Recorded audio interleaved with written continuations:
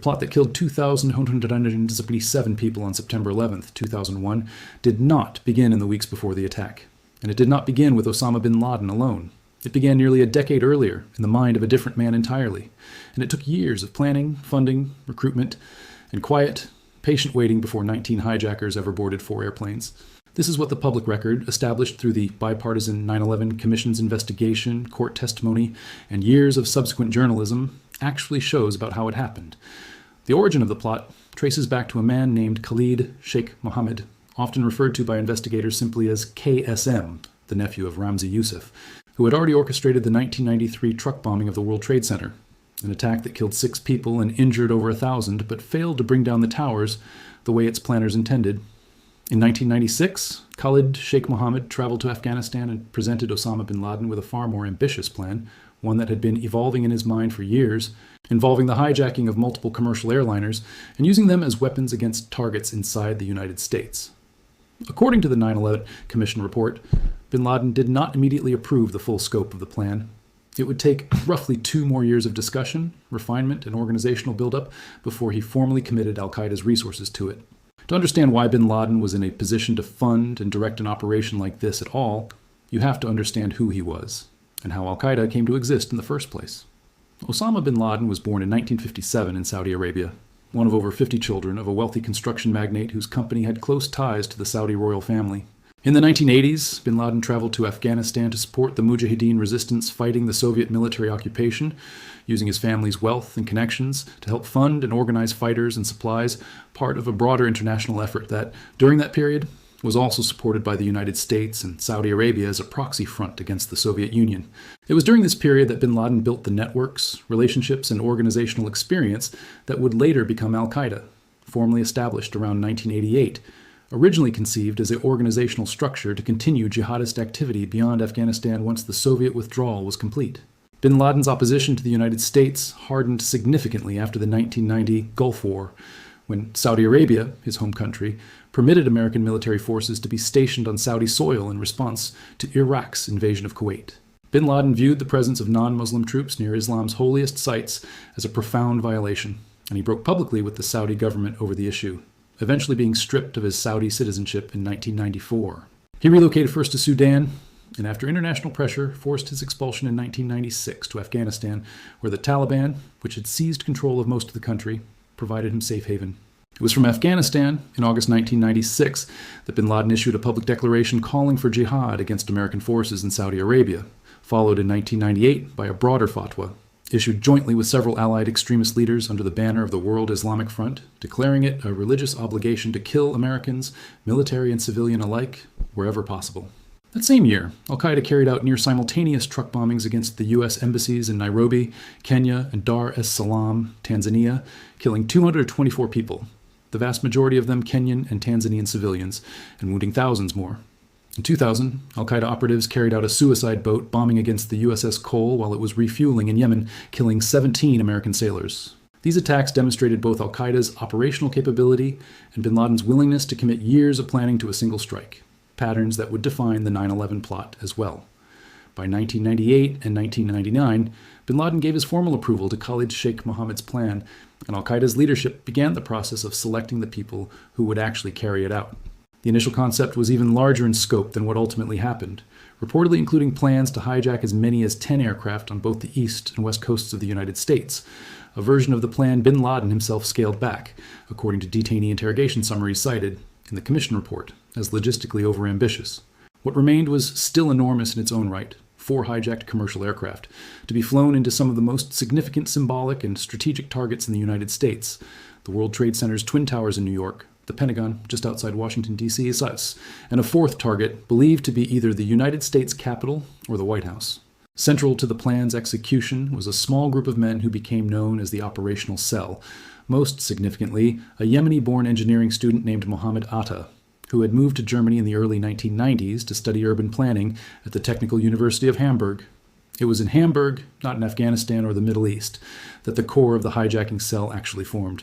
Atta, along with fellow students Marwan al-Shehi and Ziad Jarrah, became increasingly radicalized during their time in Germany, drawn into a local mosque and social circle connected to extremist ideology, and by 1999, the 3 traveled to Afghanistan. where they were recruited directly into the plot and pledged loyalty to bin Laden. This group came to be referred to in later investigations as the Hamburg Cell, and its formation illustrates something important about how the plot came together. It wasn't assembled entirely from committed fighters already inside al-Qaeda's training camps, but partly built from educated, Western-integrated individuals who could move through European and American society without raising immediate suspicion. The operational planners understood that pulling off an attack of this scale inside the United States required operatives who could obtain visas, enter the country legally, live inconspicuously for extended periods, and critically, learn to fly large commercial jets without necessarily needing to learn how to land them, since the plan required only the ability to control an aircraft in flight and steer it into a target. Beginning in 2000, members of the hijacking teams began entering the United States, several of them enrolling in flight schools in Florida, Arizona, and elsewhere, paying for lessons in cash and, according to later reporting, drawing occasional but ultimately unpursued suspicion from flight instructors who found some of the men's disinterest in landing procedures or takeoff technique unusual. Atta and Al-Shehi trained at flight schools in Venice, Florida, both ultimately earning commercial pilot licenses. Hani Hanjour, who would go on to pilot the aircraft that struck the Pentagon, had actually obtained a commercial pilot certification from the FAA years earlier, in 1999, after training at flight schools in Arizona.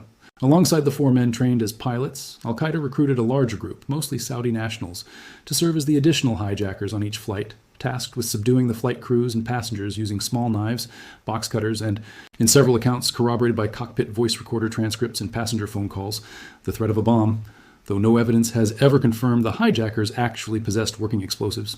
In total, 19 men would carry out the attacks, 5 aboard American Airlines Flight 11, 5 aboard United Airlines Flight 175, 5 aboard American Airlines Flight 77, and 4 aboard United Airlines Flight 93. Financing the plot required a relatively modest sum by the standards of a major terrorist operation. An estimated total cost of somewhere between $400,000 and $500,000, covering flight training, living expenses, and travel over roughly 2 years. Funds funneled to the operatives through international wire transfers and cash, tracked through banking channels in the United Arab Emirates and elsewhere. In a financial trail, the 9/11 Commission later reconstructed in significant detail, even though at the time it raised no red flags sufficient to disrupt the plot. In the months and years leading up to the attack, U.S. intelligence agencies did have fragments of relevant information, though critically, not a coherent picture assembled in time to act. The CIA had been tracking Khalid al-Mihdhar and Nawaf al-Hazmi, 2 of the eventual Flight 77 hijackers, since 1999, after they were observed at an al-Qaeda planning meeting in Malaysia. Both men entered the United States in early 2000 and lived for a period quite openly in San Diego, even appearing in a local phone directory. The CIA did not share this information with the FBI in a timely or complete way, a failure the 9/11 Commission later identified as one of several critical breakdowns in interagency communication, rooted partly in legal and bureaucratic barriers between intelligence and law enforcement agencies that existed at the time. Separately, in the summer of 2001, an FBI agent in Phoenix wrote a memo, later known as the Phoenix Memo, flagging concerns about a pattern of Middle Eastern men enrolling in U.S. flight schools with possible ties to extremism, urging further investigation. That same summer, FBI agents in Minnesota arrested Zacharias Moussaoui, a French national who had raised suspicion at a Minnesota flight school by expressing interest in learning to fly a commercial jet without needing to learn takeoff or landing procedures, and by paying for his training in cash. Neither the Phoenix Memo nor the Moussaoui case was connected in time to the broader threat picture, and requests to search Moussaoui's laptop, which agents believed might contain relevant information, were denied by FBI headquarters due to insufficient grounds under the legal standards applied at the time. Throughout the summer of 2001, the CIA's counterterrorism unit was also issuing increasingly urgent warnings about an unspecified, large-scale al-Qaeda attack, warnings that reached senior government officials, including a briefing given to President George W. Bush on August 6, 2001, titled "Bin Laden Determined to Strike in U.S., but which did not contain specific information about timing, method, or targets sufficient to trigger a coordinated preventive response. On the morning of September 11, 2001, the plan that had been years in development was executed in the span of just over an hour and a half. At 7:59 a.m., Los American Airlines Flight 11 departed Boston's Logan International Airport bound for Los Angeles, carrying 92 people, including the 5 hijackers led by Mohammed Atta. At 8:14 a.m., United Airlines Flight 175, also bound from Boston to Los Angeles, departed with 65 people aboard, including the 5 hijackers led by Marwan al-Shehi. Shortly after takeoff, the hijackers aboard both flights moved to seize control of the cockpits, using knives and box cutters to overpower and, in several documented instances, kill flight crew members and at least one passenger who attempted to intervene. At 8:46 a.m. SOAS, Flight 11 struck the North Tower of the World Trade Center, crashing into the building between the 93rd and 99th floors. Millions watched what initially appeared to be a horrific accident play out live on television. At 9:03 a.m., 17 minutes later, Flight 175 struck the South Tower, crashing between the 77th and 85th floors, and it became instantly, unmistakably clear to anyone watching that this was not an accident, but a deliberate, coordinated attack. At 8:20 a.m., American Airlines Flight 77 had departed Washington Dulles International Airport bound for Los Angeles, carrying 64 people, including 5 hijackers led by Hani Hanjour. After the hijackers seized control, the aircraft was turned around and flown back toward Washington, D.C. At 9:37 a.m., Flight 77 struck the Pentagon, crashing into the building's western side, killing everyone aboard the aircraft along with 125 military and civilian personnel inside the building. The fourth flight, United Airlines Flight 93, had departed Newark, New Jersey at 8:42 a.m. Delayed roughly 40 minutes behind schedule, carrying 44 people, including 4 hijackers.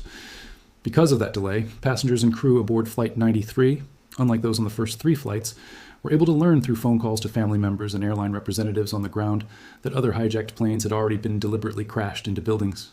A group of passengers and crew members, having gained this knowledge, made the decision to fight back against the hijackers in the aircraft's cabin. The cockpit voice recorder, later recovered from the wreckage, captured sounds of the ensuing struggle.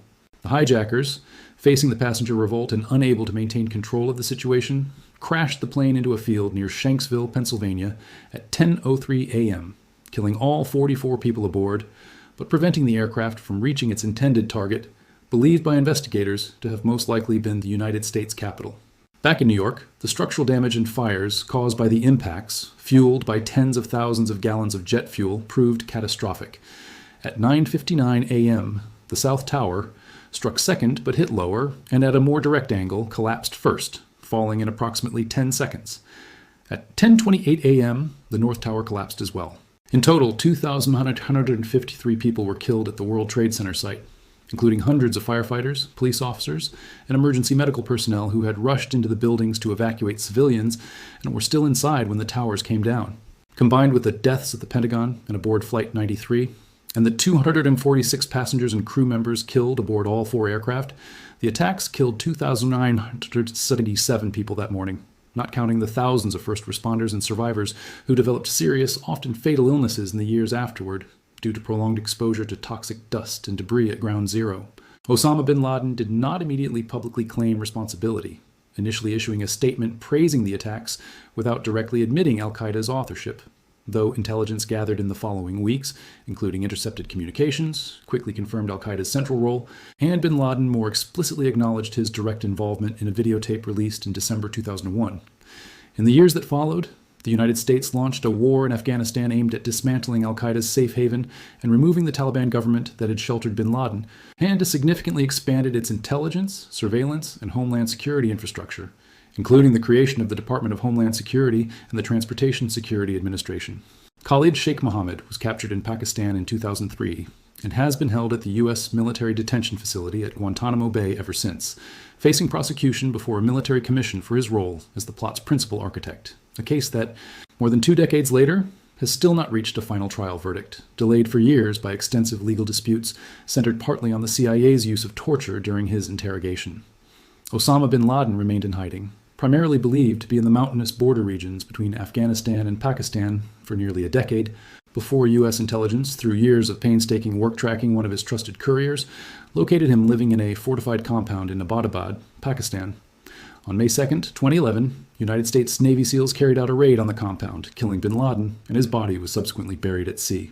More than 2 decades later, the events of that morning remain the deadliest terrorist attack in human history, and among the most extensively documented and investigated events of the modern era, examined by the bipartisan 9/11 Commission, congressional inquiries, criminal prosecutions, and journalists across the world. What that record shows, consistently, is not a plot pulled off through some impossible feat of hidden genius, but one built, patiently and deliberately over years, through the exploitation of specific, identifiable gaps in aviation security and interagency intelligence sharing, and in a threat that senior officials understood was serious but did not yet fully understand the shape of.